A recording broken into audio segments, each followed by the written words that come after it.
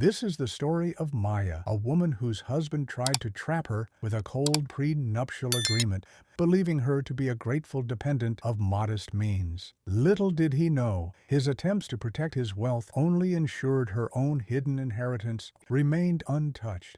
It is a tale of quiet patience and the ultimate liberation of a woman who was never truly a prisoner in the cage her husband built. The prenuptial agreement arrived on a Thursday afternoon, delivered by courier in a thick manila envelope with Julian's company logo embossed on the return address. The passage you provided is already written in the third person in English. It consistently uses Maya, she, and her throughout, with no first-person pronouns. Below is the exact same text, which fully satisfies your request for a third-person English version. Maya was sitting in the small garden behind her apartment, a modest one-bedroom in a quiet neighborhood that Julian had described more than once as charming in its simplicity. She had been reading a novel, something literary, with a cracked spine and dog-eared pages, when the courier buzzed. She signed for the envelope, thanked the young man, and carried it inside. The envelope was heavy, the weight of 50 pages of legal language designed to protect one person and bind another. She set it on the kitchen table and made a cup of tea. Chamomile, her grandmother's favorite. She let the envelope sit there, unopened, while the tea steeped and the afternoon light slanted through the window, catching the dust motes that floated in the quiet air. She had been expecting this. Julian had mentioned the prenup weeks ago, his voice carefully casual, as if he were discussing the weather or the menu for the rehearsal dinner. "It's just a formality," he had said. "My lawyer insisted. You know how these things are. It protects both of us. Mutually beneficial. Mutually beneficial." Maya had smiled and nodded, her face soft and agreeable, the face Julian had fallen in love with, the face of a woman who came from modest means and was grateful to be marrying a man of his stature, the face of a woman who he believed had no idea what she was worth. She finished her tea. She opened the envelope. The document was 50 pages long. Maya read it slowly, her finger tracing the dense paragraphs, her lips moving silently over the legal jargon. She had no formal legal training, but she had spent years learning to read the fine print on contracts, on leases, on the small, unremarkable documents that most people signed without a second glance. Her grandmother had taught her that. "The devil doesn't live in the details," her grandmother used to say. "He lives in the assumptions. Never assume anything, mija. Always know exactly what you're signing." Maya knew exactly what she was reading. The terms were brutally one-sided. Julian's future earnings, all of them, regardless of when they were accrued, would remain his separate property. His family's real estate holdings, a modest portfolio of rental properties in the suburbs, were untouchable. The house they would live in after the wedding, a 4-bedroom colonial that Julian had purchased 2 years ago, would remain solely in his name. Maya would have no claim to any of it, not now, not ever, and if the marriage ended, for any reason, she would walk away with nothing but what she had brought into it, which, in Julian's estimation, was very little. She turned to the final page. There was a section titled Disclosure of Assets, where each party was required to list their financial holdings. Julian's side was filled with neat, precise entries: his salary, his investments, his properties, his stake in the family business. All of it carefully cataloged, a fortress of wealth designed to keep her out. Maya's side was blank. She had left it blank intentionally. Julian had given her the draft weeks ago, asking her to fill in her information so his lawyer could finalize the document. She had smiled and said she would get to it. She never did. Julian, eager to finalize the agreement and secure his protections, had stopped asking. She looked at the blank space where her assets should have been listed. Then she picked up a pen, a simple ballpoint, the kind you buy in packs at the drugstore, and signed her name at the bottom of the final page. Maya Elena Vasquez. She didn't make a single edit. She didn't ask for a single concession. She signed the document exactly as Julian had presented it, with all its one-sided cruelty intact. Then she placed it back in the envelope, sealed it, and set it by the door to be returned in the morning. She picked up her novel and went back to reading. The afternoon light faded into evening, and the tea grew cold in its cup. Maya turned the pages slowly, her face serene, her heart quiet. Julian thought he was protecting his wealth. He thought he was marrying a woman of modest means, a sweet, unassuming girl who worked as an art teacher at a community center and lived in a charmingly simple apartment. He thought the prenup was his shield, his fortress, his guarantee that no matter what happened, he would walk away with everything he had brought into the marriage. He was wrong. Julian arrived that evening, letting himself in with the key Maya had given him months ago. He found her in the garden again, kneeling in the flower bed, her hands buried in the dark soil. She was planting fall bulbs, tulips, deep purple, the kind that would bloom in the spring after months of cold, dormant waiting. "Did the courier come?" he asked, stepping out onto the small patio. He was still in his work clothes, a charcoal suit, European cut, the kind of suit that announced his success before he opened his mouth. He looked out of place in the modest garden, a creature of glass towers and polished marble, standing among the chrysanthemums and the fading summer roses. Maya looked up, brushing a strand of dark hair from her face. She smiled. It was a soft, warm smile, the smile of a woman who had nothing to hide. "He did. I signed everything. It's on the table by the door." Julian's eyebrows rose. "You signed it? Just like that? Just like that?" Maya turned back to her bulbs, pressing one gently into the soil. "You said it was for mutual protection. I trust you, Julian. I know you would never ask me to sign something that wasn't fair." She felt his hand on her shoulder, a brief, condescending pat. "That's my girl. I knew you'd understand. It's not that I don't trust you. It's just smart. Good business. You get that, right?" "I get it," Maya said. She didn't look up. "Good business." Julian lingered for a moment, as if waiting for something more, a protest, perhaps, or a question. But Maya simply continued planting, her hand steady, her face peaceful. He kissed the top of her head and went inside to retrieve the envelope. Through the window, Maya watched him flip through the pages, checking for her signature. She saw him pause at the blank asset disclosure, a flicker of something, relief maybe, or satisfaction, crossing his face.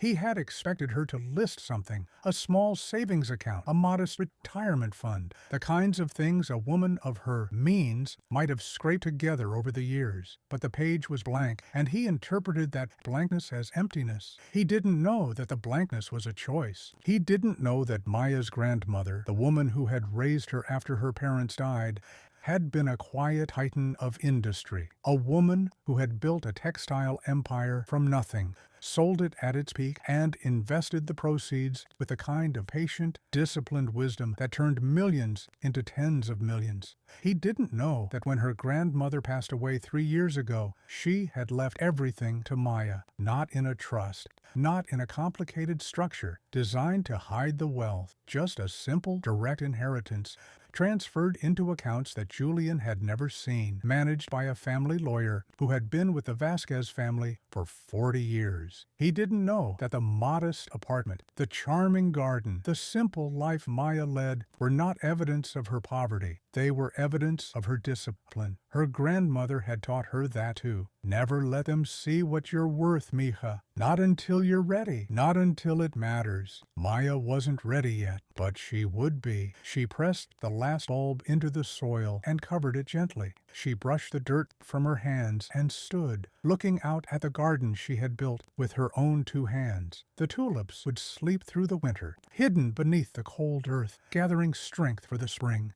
When they bloomed, they would be deep purple, almost black, a secret triumph rising from the dark.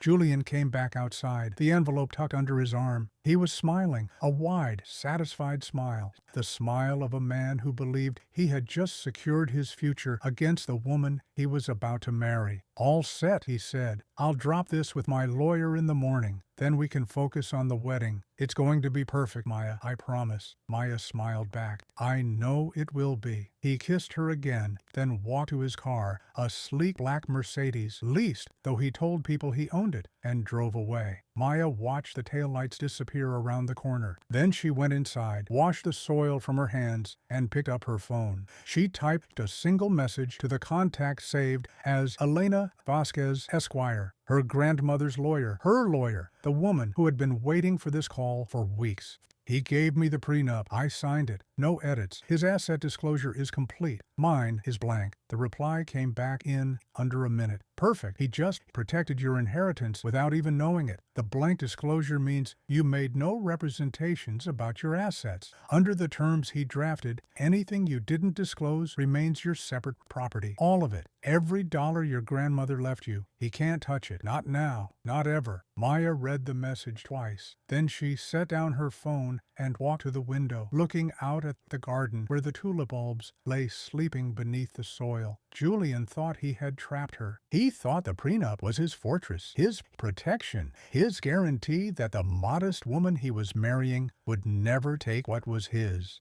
But the prenup he had drafted, the one with the blank disclosure, the one she had signed without a single edit, didn't protect his wealth from her. It protected her wealth from him. And Julian, so proud of his shrewd business instincts, had handed her the keys to the fortress himself. The first year of marriage taught Maya exactly who Julian was. Not the man she had dated for 18 months, the charming, attentive suitor who brought her flowers and told her she was refreshingly uncomplicated. Not the man who had promised, on their wedding day, to cherish and protect her. The man she married was someone else entirely. Someone who had been hiding beneath the surface, waiting for the ink to dry on the prenuptial agreement before revealing himself fully. It started with the groceries. Maya had always done the shopping for her small apartment, simple trips to the local market, buying fresh vegetables and good bread, and the kinds of things her grandmother had taught her to cook.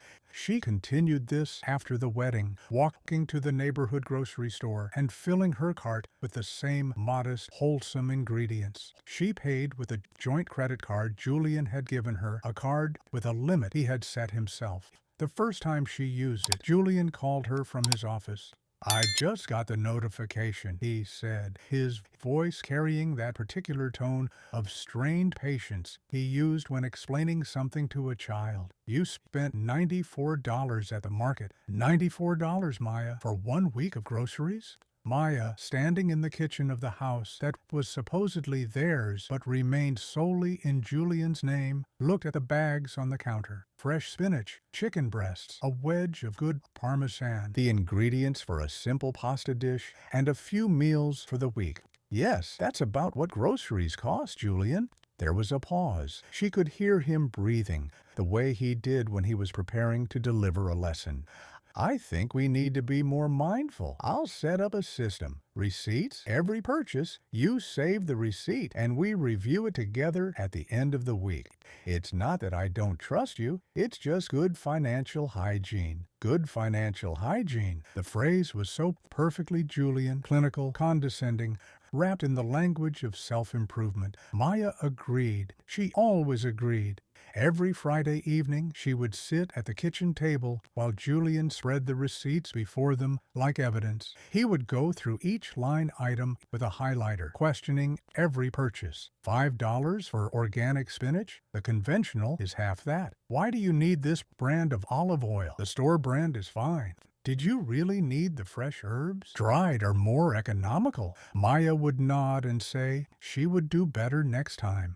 She never pointed out that Julian spent more on a single lunch with clients than she spent on groceries in a month. She never mentioned the new suits that appeared in his closet with regularity, each one costing more than her monthly salary at the library. She never commented on the leased Mercedes, the country club membership, the expensive scotch he drank with his friends while she sat at home, eating the simple meals he had approved. She simply saved the receipts. She let him review them. She let him believe he was teaching her something about money, and she waited. The library where Maya worked was a small branch in a quiet neighborhood, the kind of place where the patrons knew the librarians by name, and the children's reading hour was the highlight of the week. Maya had started as a part-time assistant, shelving books and helping patrons find what they needed. Over the years, she had become a full-time librarian, her gentle manner and endless patience making her a favorite among the regulars. Julian referred to it as her little job. He said it with a smile, as if he were indulging a child's hobby. "It's nice that you have something to keep you busy," he would say, "and it's good for you to contribute, even if it's just a small amount. Every little bit helps." Maya's salary was modest. She knew Julian didn't consider it real money, but she liked the work. She liked the quiet of the library, the smell of old books, the way the afternoon light fell across the reading tables. She liked being surrounded by stories of people who had been underestimated, overlooked, dismissed, people who had waited, patient and silent, until the right moment to reveal themselves. She thought about those stories often. Her own story was still being written. She was still waiting. Twice a year, Maya visited her family in the countryside. The trip required a 3-hour drive into the rolling hills beyond the city, past small towns and sprawling farms, until the road narrowed to a single lane and the trees closed in overhead. At the end of that road was a house, a large, rambling estate built of old stone and weathered wood, surrounded by gardens that had been tended by the same family for 3 generations. Her grandfather lived there. He was a recluse by choice, a man who had spent his life building an empire from nothing and had retreated in his old age to the quiet of the countryside. He rarely left the estate. He rarely saw anyone but his housekeeper, his groundskeeper, and Maya. Julian had met him once at the wedding. He had shaken the old man's hand and made some comment about the charming country house. He had no idea that the charming house was just one of many properties. He had no idea that the quiet old man in the simple suit was the silent partner in the very bank where Julian kept his accounts. The bank that held the mortgage on the house Julian believed he owned outright.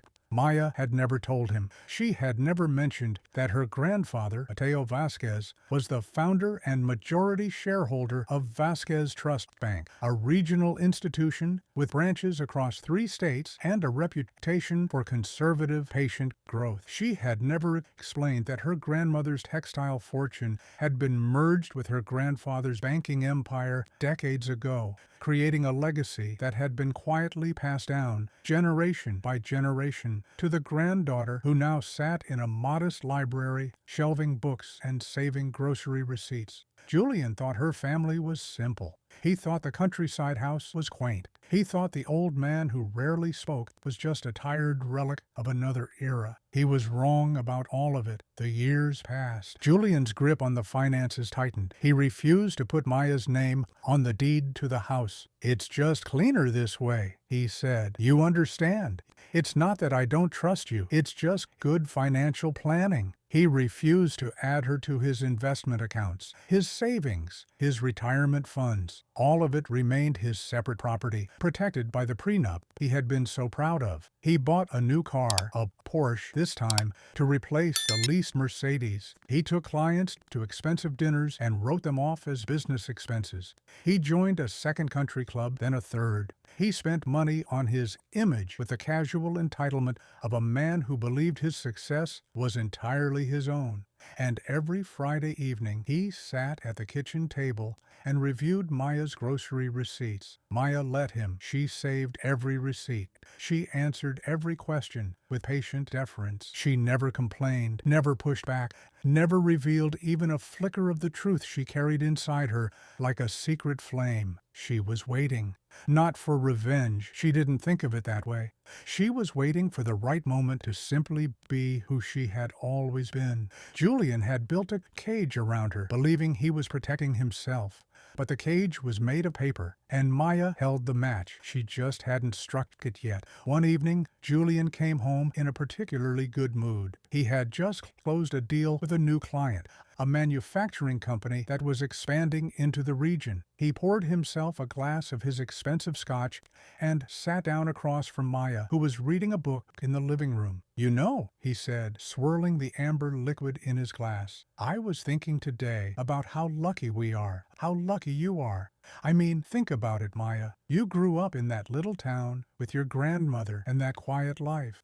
And now you're here in this house with me. You don't have to worry about anything. I take care of everything. The bills, the mortgage, the future, all of it." He smiled at her, a warm, paternal smile, the smile of a man who genuinely believed he was being generous. "Not everyone gets that kind of security," he continued. "Your family, they're lovely people, really. Simple but lovely. Your grandfather especially. He must be so proud to see you settled with someone who can provide for you, someone who's actually built something." Maya looked up from her book. Her face was calm, her eyes steady. "Yes," she said, "he's very proud." Julian nodded, satisfied. He took another sip of his scotch and leaned back in his chair, the picture of a man who had everything figured out. Maya returned to her book, but inside something stirred. Not anger, not resentment, something quieter, something that felt like the first green shoot pushing through cold soil, reaching for the light.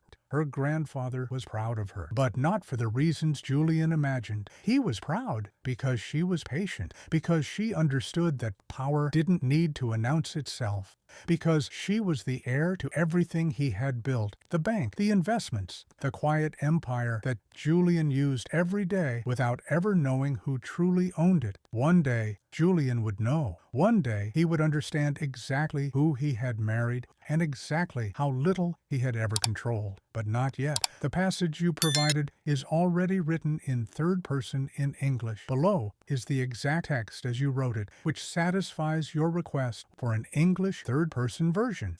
Maya turned the page of her book and kept reading. The evening light faded, and the house grew quiet. Julian finished his scotch and went to bed, content in his illusions. Maya stayed in the living room a while longer, the book open in her lap, her eyes on the window. Outside in the garden, the tulips she had planted years ago were blooming, deep purple, almost black, a secret triumph rising from the dark earth. She smiled and waited. The call about Julian's business came on a Tuesday afternoon in the middle of Maya's shift at the library. She was shelving books in the children's section, picture books with worn spines and bright, hopeful covers, when her phone buzzed in her pocket. She didn't answer it. Julian knew her schedule. He knew she didn't take personal calls during her shift unless it was an emergency. The fact that he was calling anyway told her everything she needed to know about his state of mind. She finished her shift, clocked out, and walked to her car, the modest sedan Julian had allowed her to lease, a car that was reliable and unremarkable and exactly what he believed she deserved. She sat in the driver's seat for a long moment, looking at the 3 missed calls and the string of text messages that had accumulated on her phone. "Call me. Maya, it's important. Where are you? I need to talk to you." She called him back. He answered on the first ring, his voice tight with the particular strain of a man who had spent the day watching his carefully constructed image begin to crack. "The Henderson deal fell through," he said. No preamble, no greeting, just the raw, unfiltered panic of a man who had built his entire identity on the belief that he was invincible. "They pulled out this morning. 3 other clients have delayed their contracts. If I don't get an infusion of capital in the next 60 days,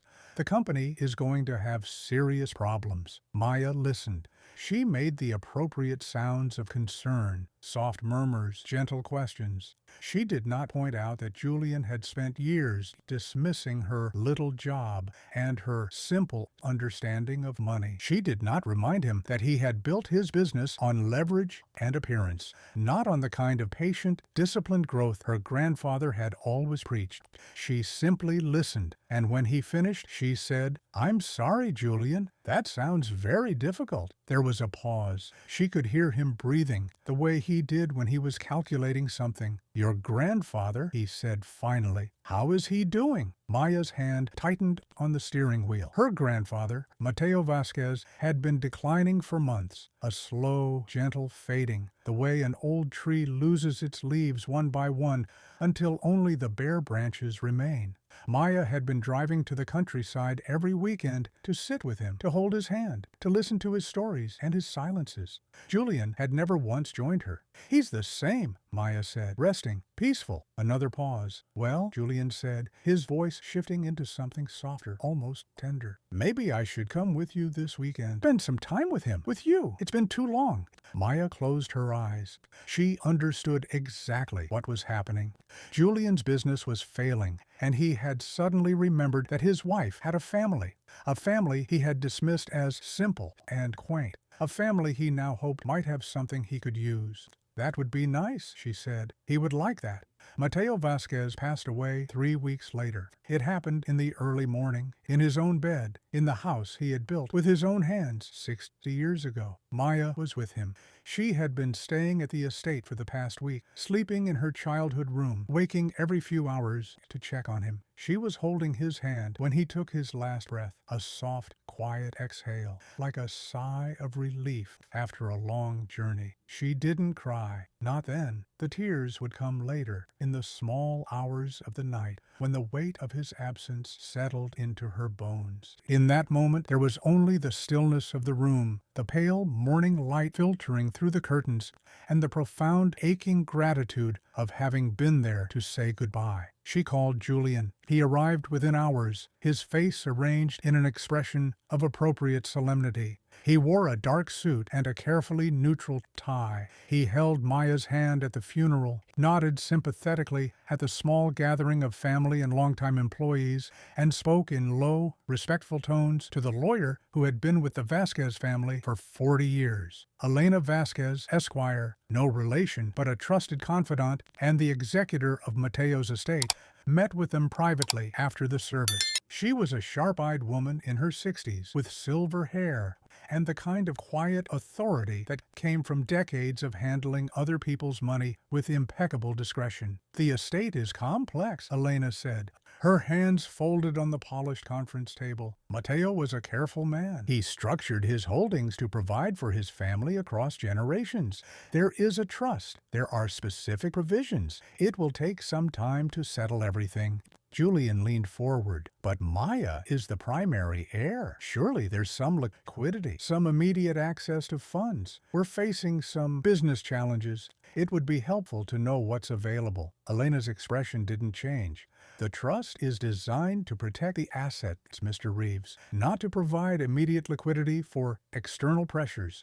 Maya will receive a generous annual distribution, but the principal remains in the trust, untouchable for her lifetime and beyond." Untouchable. The word hung in the air like a verdict. Julian's face flickered, a brief, almost imperceptible spasm of frustration. Then he smoothed it away and nodded. "Of course, that's very prudent. Mateo was always a wise man." Maya said nothing. She sat beside her husband, her hands folded in her lap, her face calm and still. She had known about the trust for years. Her grandfather had explained it to her when she was 21, sitting in his study with the afternoon light falling across his weathered hands.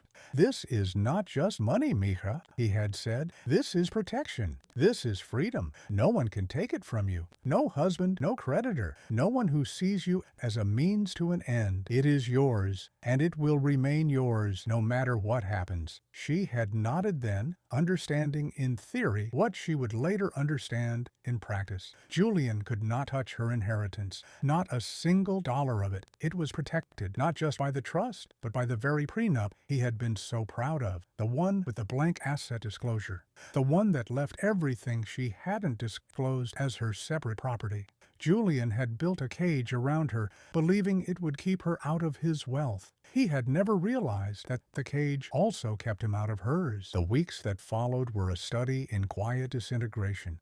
Julian's business continued to falter. The capital infusion he had hoped for from Maya's inheritance, from her grandfather's estate, never materialized. He grew distant, then irritable, then openly resentful. The affectionate husband who had held her hand at the funeral vanished, replaced by a man who looked at her with barely concealed frustration. "You could ask the trustee for an advance," he said one evening, his voice tight. They were sitting in the living room, the one with the furniture he had chosen, the art he had bought, the house that remained solely in his name. It's your money, Maya. Your grandfather left it to you. You should be able to access it. Maya looked up from her book. The trust doesn't allow for advances. Elena explained that. It's structured for long-term security, not short-term needs. Short-term needs? Julian's voice rose. My company is on the line, Maya. Everything I've built, everything I've provided for us. That's not a short-term need. That's our future. Our future. The words tasted like ash in the quiet room. Julian had never spoken of our anything before. It had always been his house, his money, his success. Maya was simply the woman who lived in it, grateful and dependent, and, in his mind, lucky to be there. I'm sorry, Julian, she said. Her voice was soft, genuine. I can't access the principal. It's not possible. He stared at her for a long moment. Then he stood up, his chair scraping against the hardwood floor, and walked out of the room. She heard the front door open and close, the sound of his car starting, pulling away, fading into the evening quiet. The passage you provided is already written in third person in English. Below is the exact text as you wrote it, which fully satisfies your request for an English third-person version. Maya sat alone in the living room. She closed her book and set it aside. She looked out the window at the garden, the tulips her grandmother had taught her to plant, the deep purple blooms that returned year after year, a secret triumph rising from the cold earth. She knew what was coming. She had known for a long time. The divorce papers arrived on a Thursday morning, delivered by courier in a thick manila envelope with Julian's lawyer's name embossed on the return address. Maya was in the kitchen making tea, chamomile, her grandmother's favorite. She signed for the envelope, thanked the young man, and carried it to the table. She didn't open it immediately. She finished making her tea, sat down, and let the envelope rest before her while the steam curled up from the cup. She had been expecting this, not hoping for it. She had married Julian believing in some quiet, stubborn part of herself that he might eventually see her, that the man she had fallen in love with might still exist beneath the layers of arrogance and control. But she had also prepared for this. Her grandfather had taught her that hope and preparation were not mutually exclusive. You could believe in the best while still building walls against the worst. She opened the envelope. The divorce petition was 28 pages long. Julian was seeking a dissolution of the marriage on the grounds of irreconcilable differences. He was requesting a division of assets that included a fair and equitable share of Maya's inheritance, arguing that the years he had spent supporting her, providing the house, the car, the lifestyle, entitled him to compensation. He was claiming that the prenuptial agreement was unconscionable and should be set aside. He was, in short, trying to do exactly what he had always accused others of wanting to do to him, take what wasn't his. Maya read the entire document slowly, her tea growing cold beside her. When she finished, she set the pages down and looked out the window at the garden. Tulips were past their peak now, the petals beginning to droop and fade. But beneath the soil, the bulbs were still alive, still waiting, still gathering strength for the next spring. She picked up her phone and called Elena. He filed, Maya said. He's trying to claim a share of the inheritance. He's arguing the prenup should be set aside. Elena's voice was calm, almost amused. Of course he is. Did you read the prenup again? The one he drafted? I did. And? Maya smiled. It was a small, quiet smile. The smile of a woman who had spent years being underestimated and was finally ready to stop pretending. The prenup protects all assets I didn't disclose, Maya said. The inheritance was never disclosed. It remains my separate property. He can't touch it. He drafted the very language that keeps him out. Exactly, Elena said. He built his own cage, Maya. He just didn't realize he was locking himself inside. Shall we respond? Maya looked at the divorce papers spread across her kitchen table. She thought about the years of penny pinching, the grocery receipts, the condescending lectures about financial hygiene. She thought about her grandfather, who had seen Julian for exactly what he was from the very beginning. She thought about the tulip bulbs sleeping beneath the soil, waiting for the right moment to bloom. Yes, Maya said. Let's respond. The response was filed 3 days later. It was 12 pages long, precise and devastating. It cited the prenuptial agreement Julian had drafted, noting that the blank asset disclosure meant Maya had made no representations about her separate property. It attached documentation of the Vasquez Trust, established decades before the marriage, and the inheritance that had passed directly to Maya, untouched by any marital claim. It noted that Julian's attempt to set aside the prenup was based on the very terms he had insisted upon, terms that were, by any legal standard, enforceable and clear. And it included a counterclaim. Maya was seeking nothing from Julian, not the house which had always been in his name, not his business, which she had no interest in, not his investments, or his retirement, or his precious, carefully guarded assets. She was walking away with exactly what she had brought into the marriage: her inheritance, her dignity, and her freedom. Julian received the response at his office. Maya wasn't there to see his face, but Elena described it to her later. The slow, dawning horror of a man who had just realized that every move he had made to protect himself had, in fact, been protecting her. He had forced her to sign a prenup that left her with nothing, or so he thought. He had spent years treating her like a dependent, a burden, a woman who should be grateful for his generosity. He had filed for divorce, believing he could take what was hers, just as he had always believed he was entitled to everything he wanted. And now he was learning the truth. Maya, sitting in her modest apartment, the one she had kept quietly throughout the marriage because some part of her had always known, read Elena's email and felt something settle in her chest. Not triumph, not revenge, something quieter, something that felt like the first breath of spring after a long, cold winter. She was free. Julian had built a cage around her, believing it would keep her out of his wealth, but the cage had never been locked. She had simply been waiting for the right moment to open the door and walk through. That moment had arrived.